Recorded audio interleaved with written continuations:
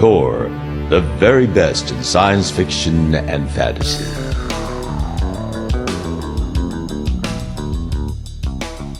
Hi, this is Paul Stevens, Tor editor, here with Tobias Espekel, author of Sly Mongoose. So, Toby, tell us a little bit about the novel. Well, this is sort of my airship-obsessed novel. I got the idea from a presentation Jeff Landis gave on Venus, where he points out that, aside from the fact that, it's incredibly hot on the surface, like 800-plus degrees, and crushing, 22 times normal Earth atmosphere, and it rains sulfuric acid. If you go up 100,000 feet, it's actually very nice. It's one normal atmosphere. The temperature is Earth normal, and it doesn't rain because you're above the clouds. So no more pesky sulfuric acid. The only problem is there's no ground under your feet. But one of the things he pointed out was that normal breathable air is a pretty good lifting gas in a Venusian-type atmosphere.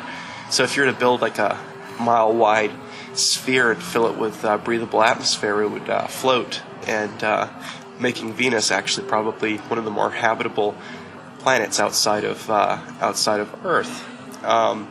Having heard that presentation, I was so intrigued by it that I immediately set out to create not Venus itself, but a Venus-like planet to set this novel on and really have a lot of fun with, because the first thing that occurred to me is you get to do Sky City a la Star Wars, but you actually make it physically real and plausible. Okay. Well, that's great. And this novel features a returning character from your previous books, Pepper. So tell us a little bit about Pepper, because we've been getting a lot of comments that people really like this character. Yeah, Pepper seems to be really popular. He's, our dreadlocked, kick-ass cyborg type guy.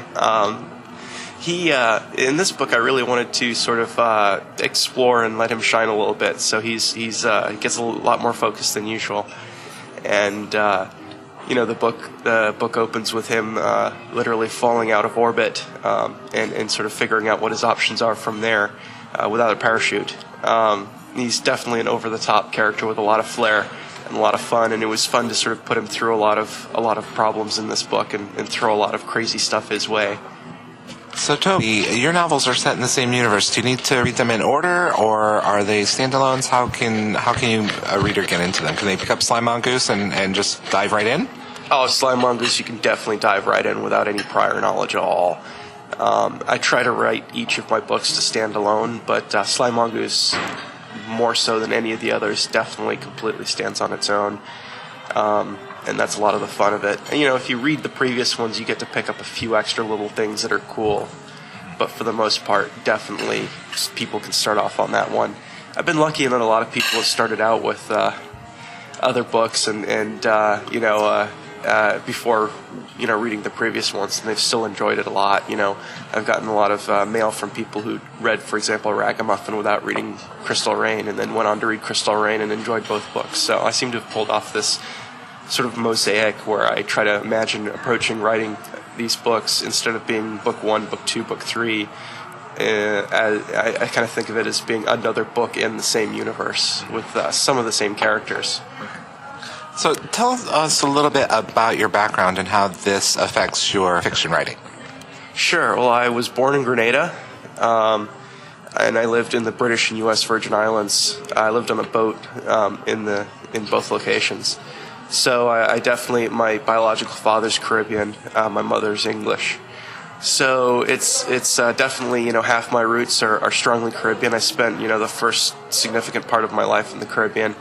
And so a lot of my books have Caribbean heroes, Caribbean settings, a lot of Caribbean inspiration laced throughout it, even though they are definitely sort of books that are like space opera or, sort of steampunk planetary adventures. So what I do is try to mix those sort of like swashbuckling SF tropes with the characters and settings inspired by my background.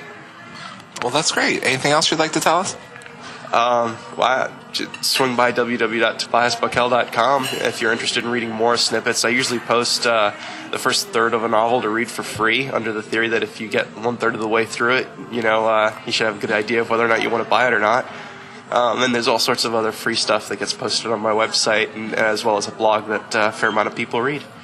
Well, thank you very much. Sly Mongoose will be in stores in August 2008.